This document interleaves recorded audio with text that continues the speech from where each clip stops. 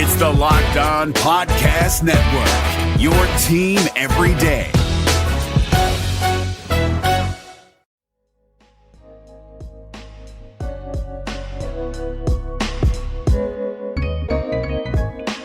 Welcome, everybody, to the Locked On Lakers podcast. I'm Anthony Irwin. I'm joined by Pete Zayas. Pete, the Lakers, and you and I kind of sort of have an extra day off, an extra couple days off. Yeah, I was rooting so hard for OKC on like multiple levels in this game, and that was certainly one of them. I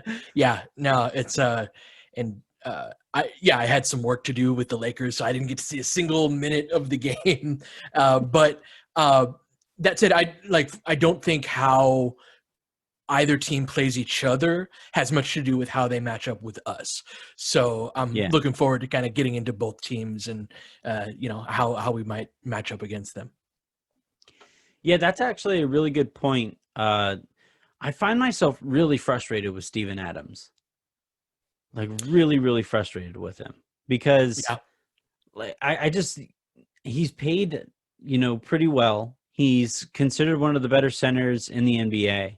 And for stretches of that game, you can't even really tell he's on the court unless he's like missing a layup or coming short on an offensive rebound. And when you're going up against this Houston team, if you're going to play a big like that, they really have to make their presence known. And I think there is inherent value in just him being in the key as a deterrent for Houston getting to the rim or whatever. And, that's where you'll see some value, I think, in the series with the Lakers, where, in Dwight and JaVale's minutes, they'll be just an inherent deterrent as well. But I watched Steven Adams and I'm like, man, like, you just got to do more, bud. And I don't know if it's because of the way that they run their offense or whatever, but it's kind of frustrating. Today's show, what we're going to do, we were planning on basically recording this as a Lakers-Rockets preview, but the Rockets lost. So we are going to look. It's now a coin flip. It could go either way in this one. I still think Houston is a better team, but OKC could very well win Game 7, in which case the Lakers would have an interesting matchup there and probably probably safer matchup. So what we're going to do is we're going to preview Lakers Thunder and then Lakers Rockets. And then in the final segment, we haven't done this in a while. We're just going to have some fun with some silver screen and roll headlines to get you to start your Tuesday off on a little positive note. So let's start with OKC. What is the one thing that as you're watching OKC, you think to yourself, okay, the Lakers have them absolutely beat here?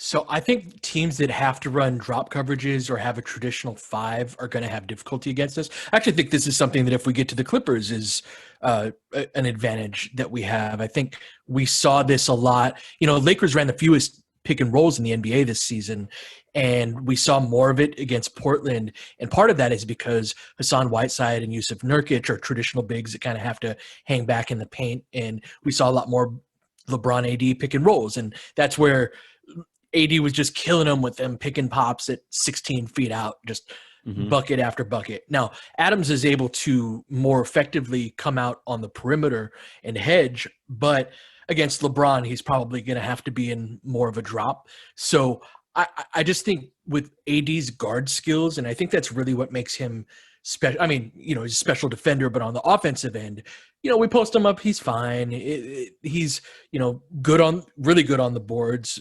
He has done it less this season, and I think that'd be more important against Houston, perhaps. But what makes him special is like a guy that big shouldn't be able to be stepping back and doing, sham god crossovers, and he's very bendy too, right? Like he'll jump off one foot and the torso's going this way and the feet are going that way. It's just like guard forward type stuff that is going to be really hard for, especially if Adams is involved in the ball screen. Somebody's going to have to be helping Adams, and they're relatively small, or if they're not small, like a guy like Gallinari isn't that much of a presence around the rim, right? So I just think it's a similar story to what we saw against Portland, where AD is wrecking shop, and it's a similar story with LeBron as well, right? Where I'm just not sure who defends him in a 7-game series. They're really guard oriented, kind of in a different way than Portland is. So that would be a bit of a challenge. But yeah, just the size and speed of us. But to be fair, in a lot of ways, I think that's true in a matchup against Houston as well. Yeah, I think with OKC, I mean, against any team really, if the best hope that they have against LeBron is a rookie, I mean that right there is just a check in the box. That's just it's whether or not LeBron wants to go out and dominate. Now Dort is really well equipped to be able to deal with LeBron, but over the course of a playoff series, I think LeBron figures him out pretty relatively quickly. Yeah, it'd be shocking if a 20-year-old could, like, if LeBron didn't kind of pick him apart in his Yeah, tendencies and what he likes to do. Yeah. you'd be talking about one of the best defenders of all time. Right. If you're able to do At that at 20 that years age. old. Yeah. Sure. But and then in terms of things that OKC does that I think really make me nervous, I Chris Paul,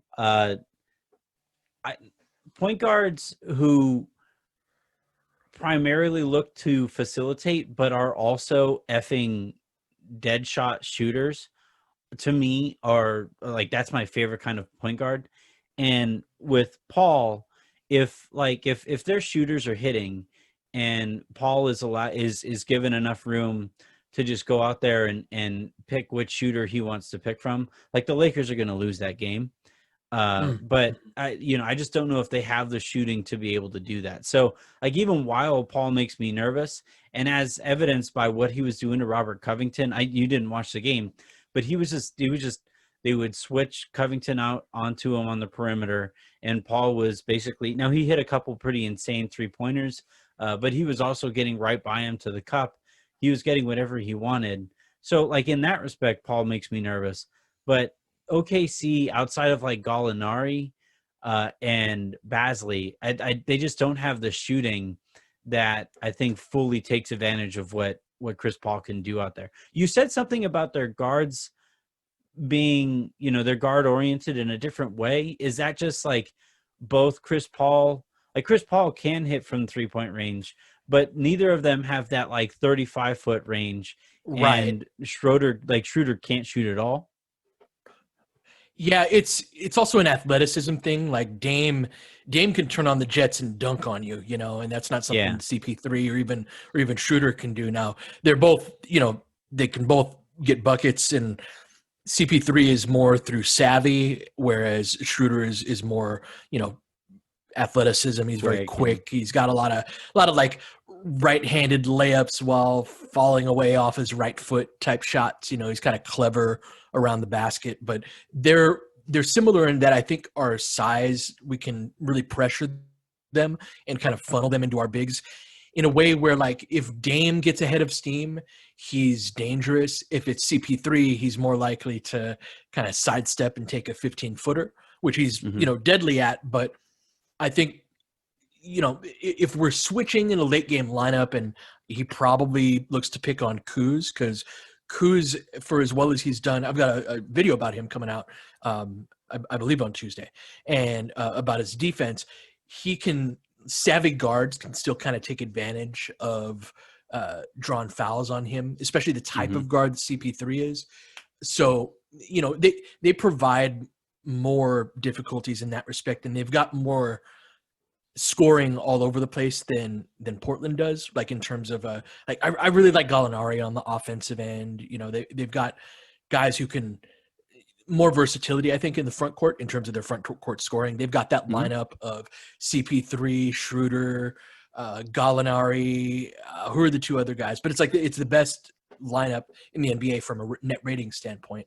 And so they can be very potent offensively, but I just don't see how they defend us. Whereas with Houston's more of like a swarming defense. Houston's pretty good on the defensive end, and has caused us problems with what they do with this smaller lineup. So I'm more worried about Houston from a defensive perspective than I would be about OKC.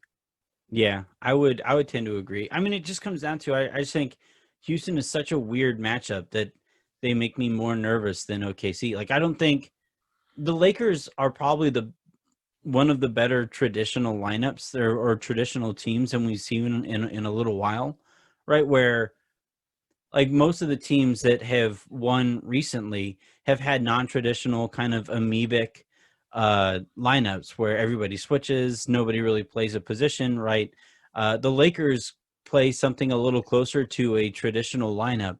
And OKC, if they're going to go out there with like Steven Adams and Danilo Gallinari and Dort, and then I guess it's not really fully traditional because they have Schroeder and Paul out there together so much. Sure. But if they're going to go out there with like something closer to a traditional front court, then like the Lakers are going to eat that up because that's a strength against a strength, and the Lakers' strength is just a little stronger.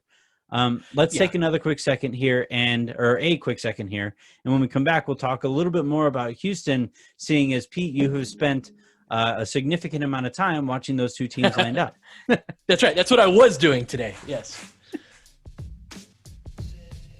Today's show is brought to you in part by RockAuto.com. RockAuto.com has helped millions of people all over the place try to find the parts, or actually find the parts that they need as they look to fix their own car themselves. There's a sense, I was talking to Jen about this the other day, there's a sense of accomplishment that comes with fixing something yourself. I have AAA. I could have called to ask them to come and fix my tire and put my car, or either tow my car. Probably would have been safer, honestly, to tow my car. But either way, I kind of said, you know what, I'm going to try doing this myself. And after I survived the trip to the tire store, I did actually feel a little bit better about the experience. So if you want to get that kind of sense of accomplishment, then head on over to rockauto.com and shop their entire and insane category of auto parts to fix your car yourself.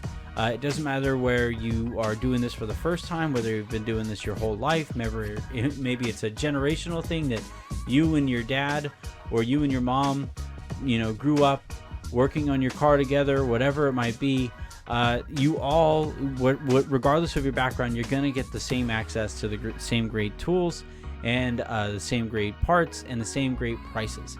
So head on over to rockauto.com and then tell them that you found rockauto.com via this show by writing Locked On in their How Did You Hear About Us box. And then again, that's rockauto.com. Amazing selection, reliably low prices, and all the parts your car will ever need. NFL teams making bold final moves before the start of the season. From our local experts to your ears, these are the biggest stories on the Locked On Podcast Network.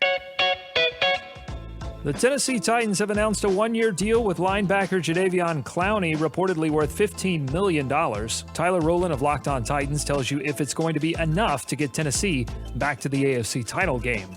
In other moves around the league, the Miami Dolphins named Ryan Fitzpatrick starting quarterback, which means Tua will be back up for the time being. And the Detroit Lions have agreed to a one-year deal with running back Adrian Peterson. Peterson was released by the Washington football team last Friday. For more NFL news and analysis, subscribe to the new Peacock and Williamson NFL show and listen to a brand new lineup on Locked On NFL. They'll have division previews every day this week. Local experts on the biggest stories. It's the Locked On Podcast Network, your team every day.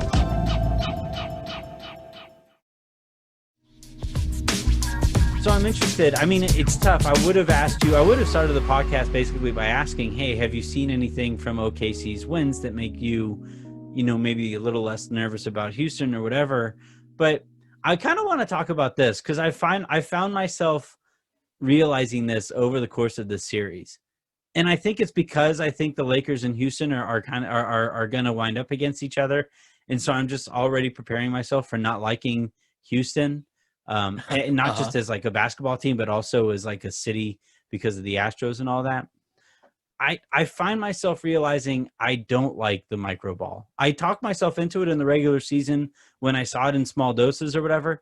But when you're seeing that night in, night out, and it's like 57 three-pointers attempted here and 58 three-pointers attempted here and 73,000 three-pointers attempted in the first half of another game. And then, all the foul hunting and the charge hunting on the other end, it's just, it's everything that I find wrong about basketball in the NBA nowadays.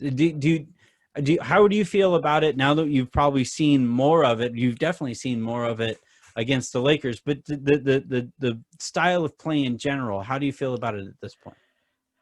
It's funny. I'm the more I watch it, the more I appreciate it. The more I think it's interesting. It's not something that, like, it's not my cup of tea, but it's a necessary component of the evolution of basketball, right? Like the Rockets represent, and other teams do in some respect, but I always talk about like the different wisdoms of basketball, and they're pushing the idea of 3 is more than 2, and this idea of playing at the rim or beyond the 3-point line as far as it will go. I think that it's built on a bit of a flawed premise in that the very nature of basketball is the offense is trying to get that and the defense is trying to force you into the shots in between, and the defense is going to win some possessions. So you have to be able to be productive on those shots in between. And when you kind of eschew those shots, you're not going to get, like Houston scored 100 points tonight, and their defense has been fantastic in this series, but their offense has been like, okay. And I think a big part of that is you can't ignore such a huge chunk of the court. So that's the part that I don't particularly like, but I love when people try something new. So the proliferation of zone defenses over the last year and a half in the NBA has been super cool. I've always wondered, like, everyone's, the conventional wisdom has always been, oh, you can't play zone in the NBA. The shooters are too good. And it's like, that's not nuanced enough for me, right? Like, you can't ever play zone, like, come on, there's got to be some version of it, right? It's just too broad of a brush to paint it with. And so the Rockets represent a different version of that. Now, it is so far away from like the triple threat basketball and the footwork, although Harden's remarkable, like his skill set in us complaining about how he flops or draws fouls or Houston's style of play. I think we can lose an appreciation for just how incredibly skilled he is. But just stylistically, like, I grew up on Kobe, right? I grew up on Magic. I grew up on basketball has a certain soul to it, in my opinion, that the Rockets lack, and that matters, right? It's easy to be like, oh, well, that's nice and fluffy or whatever, but like, it's all about wins and losses. I think it does impact wins and losses. I don't think it's a coincidence that they haven't been able to quite get where they want to go. And we'll see, if they're going to do that this year, there's a good chance they have to go through OKC, right? Which will take 7 games if they do, then the Lakers, then the Clippers, and then whoever comes out of the East. That's a hellified run to the finals. So if they're able to do it, then more power to them, right? But I appreciate it having a team in the league that pushes the game forward, or at least tests its boundaries the way that the Rockets do.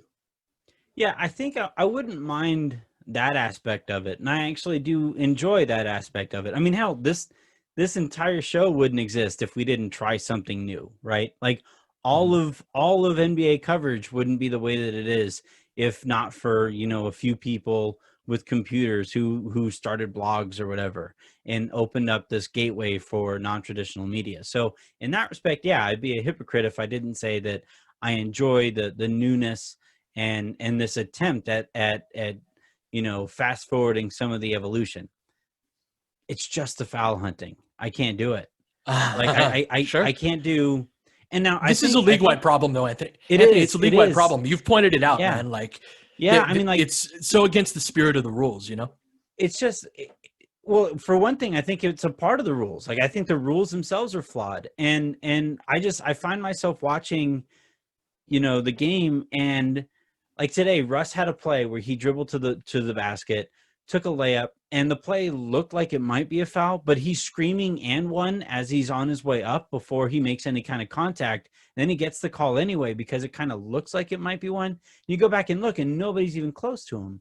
And it takes so little for little people to get fouls nowadays. And the game has become, like, I know I'm going to sound really old here, the game has become so effing soft that it makes it really difficult for anybody to play any kind of defense. And maybe that's what they were looking for, maybe they wanted some of the inflated, like Denver and Utah is this really fascinating or really interesting series that wouldn't be otherwise if every time, Donovan Mitchell or Jamal Murray fell over, they didn't get a couple free throws out of it, right? They're both going, 50 against 50 and 45 against 45 and, whatever their crazy scoring output is. But you look at it and they're shooting all these free throws too that like don't really feel earned. And like, to me, Houston, when I watch Harden, there are plays where it's like down the stretch of a game and their team needs a nice clean look, and he's more focused on getting a foul call than actually getting a decent shot attempt,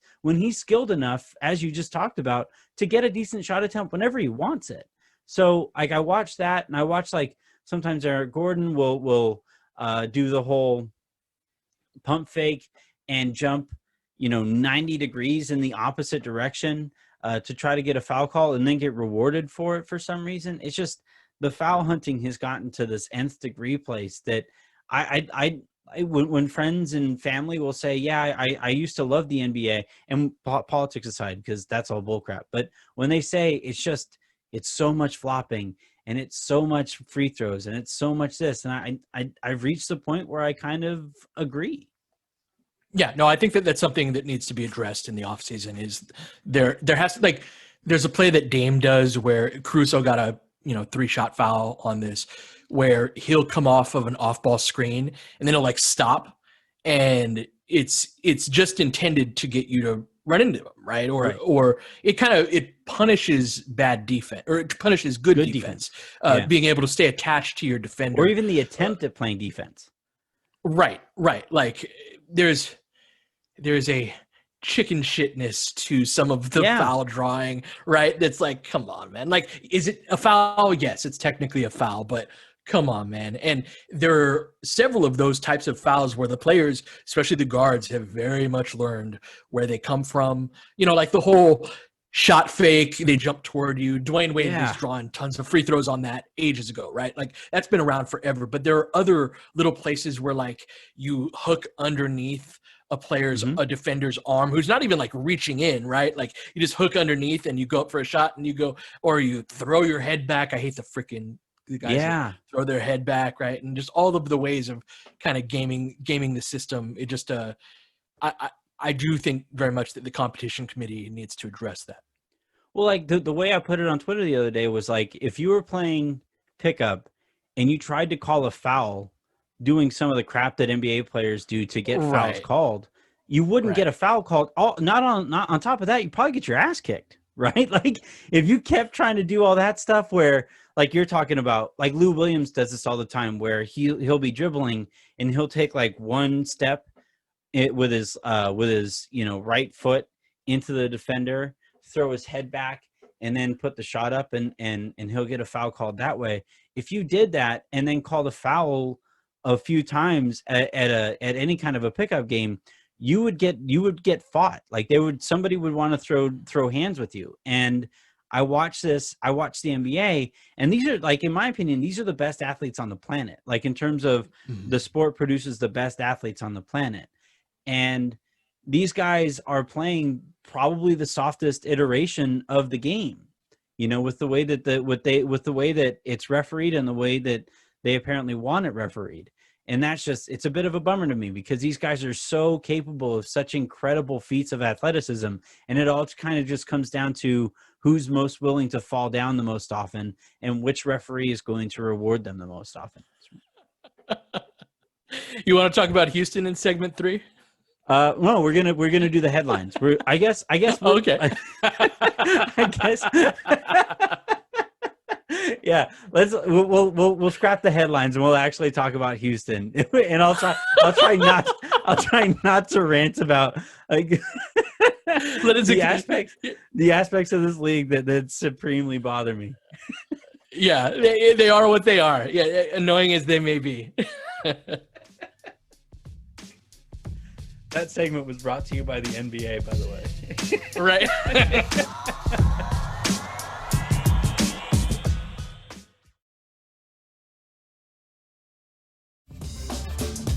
You're up to date on your favorite team, but what about the competition? Here we go! Hollinger and Nate Duncan are evaluating every bubble contender on Hollinger and Duncan.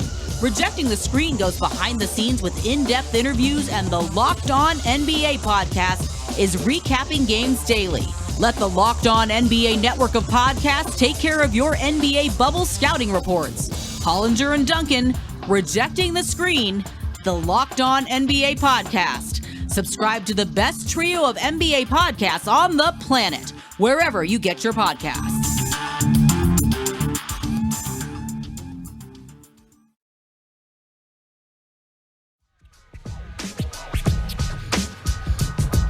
All right, so let's actually talk about Houston, and same question to start this.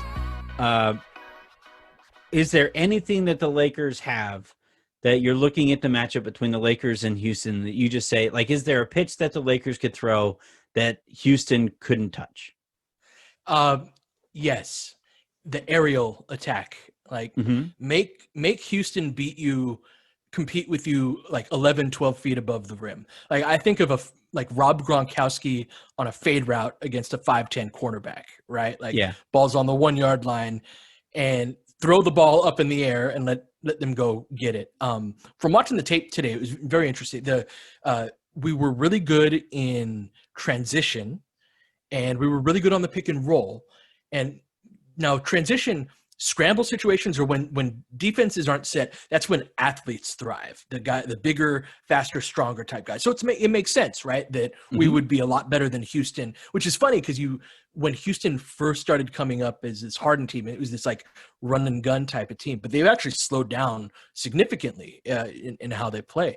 And the Lakers should really be looking to push tempo against them. And so those are times when we'll be successful. Obviously on the offensive boards, I think like LeBron puncturing the defense and dribble penetrating, even if he doesn't make the shot, I think getting a shot up on the rim, that's an advantage. Again, 11 feet above the rim, let's make Houston play us in that aerial type of attack.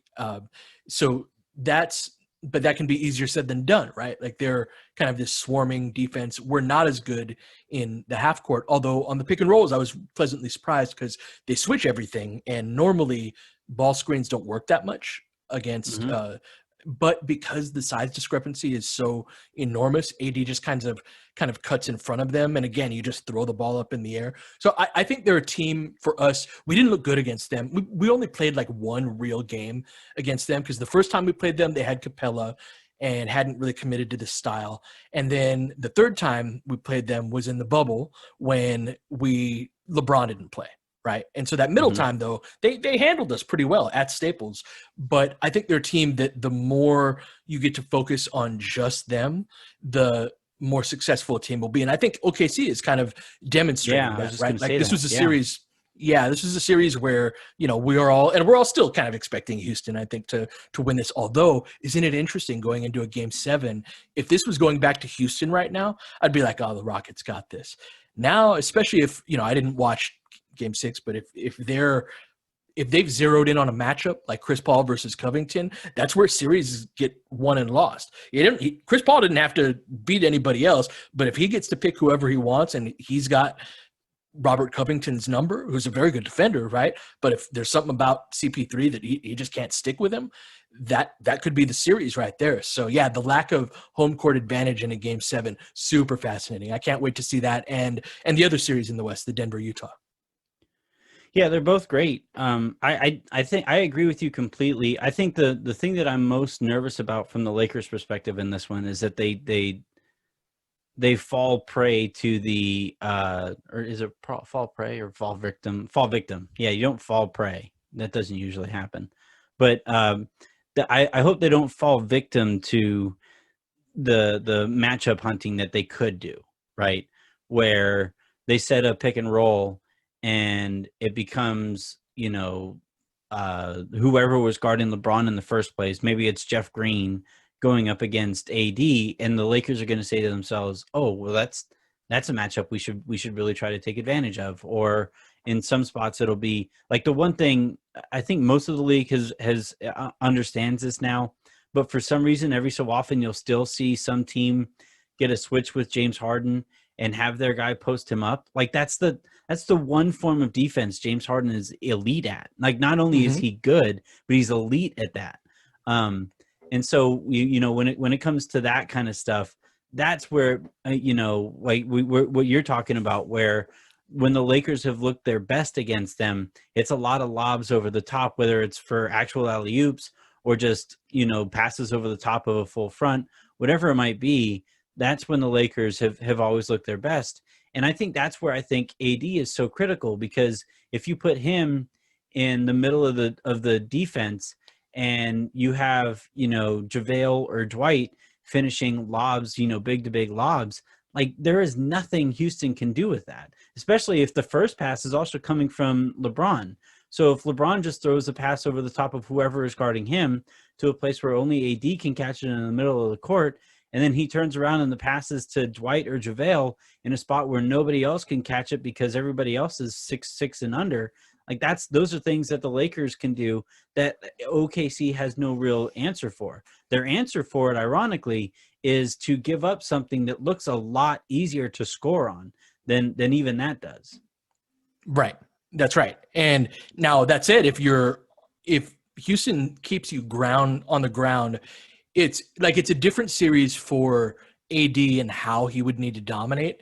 Like Whiteside and Nurkic had to play off of him so much that he's at his best when he gets to use his guard skills. But against Houston, you know, they're fine if AD is trying to beat Covington or Tucker or, you know, Macklemore or Jeff Green or someone like that off the dribble from 20 feet.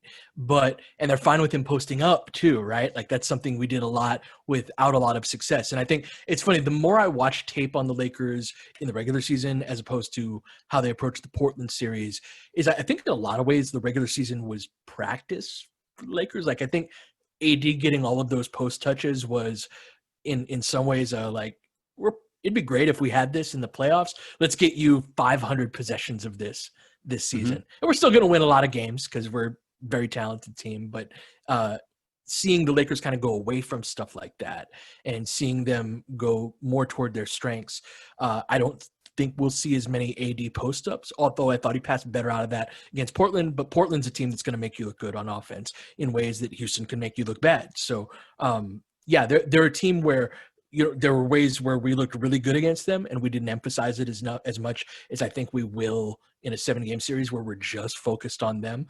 But they can also really limit us in their quickness, in beating us to the spot where they don't let us get around the basket. Because if we can get penetration off of, whether it's off of dribble penetration, offensive rebounds are a form of that too, you know, LeBron driving kicks, things like that, we're really in business. But if they can keep us swinging the ball around the perimeter, then we're going to have a much tougher time scoring.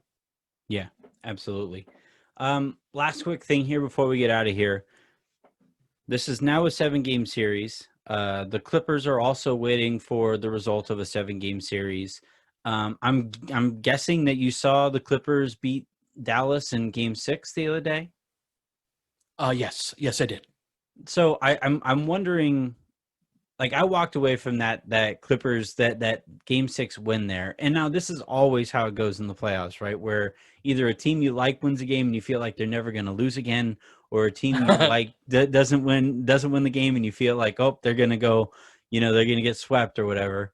But I walked away from the Clippers winning that game against Dallas, and I said to myself, woof, on a couple of counts.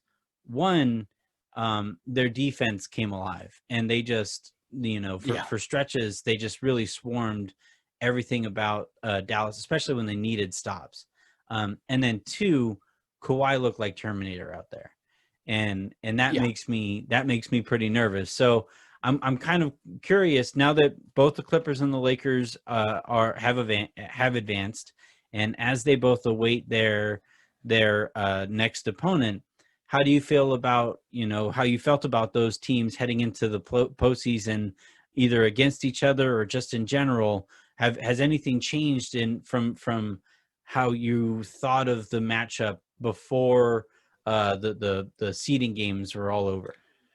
Yeah, what's changed is that with both the Lakers and Clippers, who I think are the two best teams in the NBA, you start seeing kind of more of who they really are in a playoff series, like a game 5 of the Clippers where it's 2-2. Like, they need to win that game, like game 2 for the Lakers. We needed to win that game. And you start to see more of okay, this is when you really need to go to something, this is what you've got.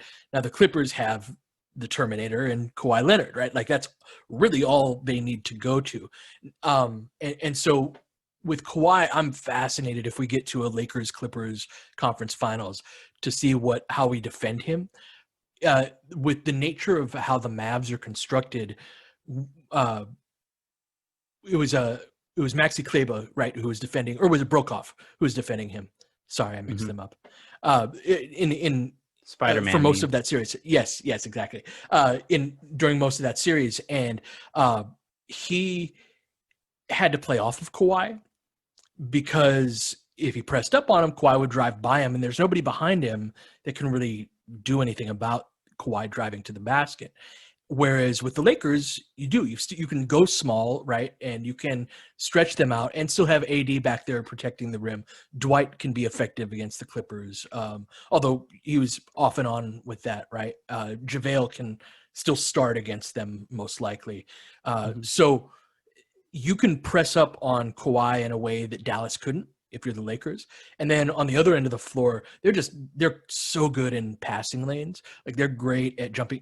Kawhi getting deflections and steals, and Paul George is great at that as well. And so when they really turned up the intensity, what they look like, that is something where that end of the floor, LeBron with his jump passes he's going to have to be like a quarterback who looks off a great free safety with his eyes, right? And kind of looks to the left and then, back to the right just to move that guy's eyes, because they're very aggressive in passing lanes, and they bite on that first. Like, if I always saw, like, if Luka looked in one direction, they've already got that like one step forward. They're looking to jump that. So you can use that against them. Ball fakes and kind of deception to get them moving in one direction can get us open shots. So those are the things, like, I don't know, man, like, I felt good about, this is not just a matter of who I'm employed by, but I thought that, like, hey, we can really do this year. We can go all the way.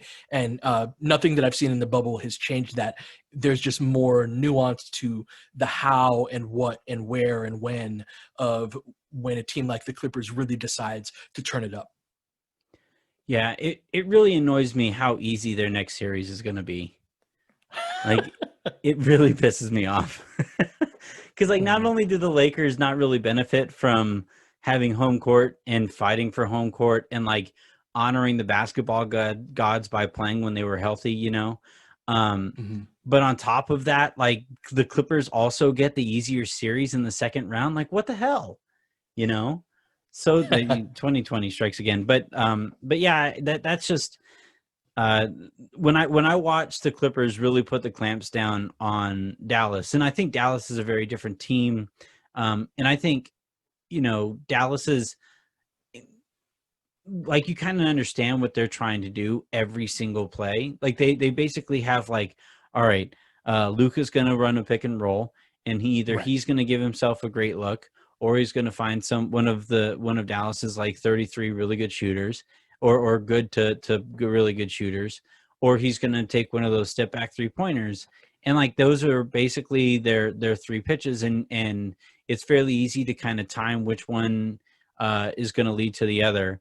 Whereas, like, the Lakers, I think they have, like, the way that they score is diverse enough that it's not as predictable. And that might be just me, like, convincing myself of this, but like the Dallas not having a player of 80s caliber really made it difficult on Luka over the course of that series.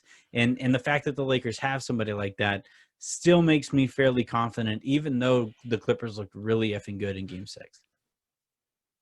Bro, we're the only team that has 2 superstars. Yeah. Right. Wow. And the Paul George hate here. I mean, Paul George is really good. He's an all-star, right? But is he a superstar? Like, is he an AD caliber guy? Like, it's probably generous to classify him as that. Now, does that mean that depth and things like that of course they matter. Of course they make a difference. But in the playoffs, by and large, like you said, you're spamming your best play with your best player. And when you've got two guys who, and like LeBron and AD are both capable of having an enormous mismatch over your guy, right? So you can like scheme for Luka. Like they started blitzing and trapping Luka more in game 5 of that series and had some success there. But you just devote all of your defensive energy toward limiting Luka and the actions that Luka comes off of, you're fine. Whereas you can really zero in on LeBron, and if you're not game planning for AD as well and devoting extra attention to him, he could give you 40 as well. And that's something that really Westbrook's capable of it. Paul George is capable of it, but the Lakers are really the only team that in the playoffs where they've got two guys where like if you don't do it, it's probably gonna happen.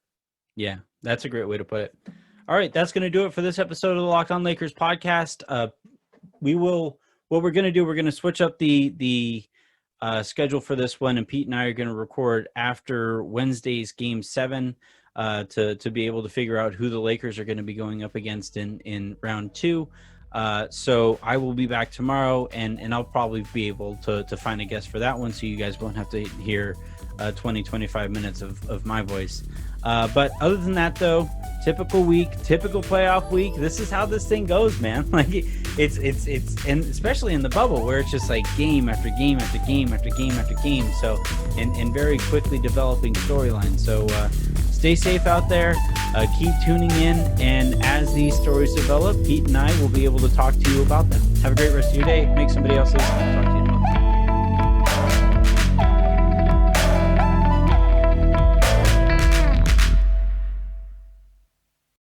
Rejecting the Screen has been retweeted by Kobe, Dame Lillard, and Vince Carter, so it's fair to say you should give it a shot. I'm Noah Kozlov. And I'm Adam Stanko. Rejecting the Screen hits your feed every Tuesday and Thursday. On Tuesday, we talk hoops and a little bit of life. On Thursday, we go ISO with a guest. Stories from anyone and everyone who has touched the NBA with tales we promise you've never heard before. Find Rejecting the Screen right now, wherever you get podcasts, and hit that subscribe button.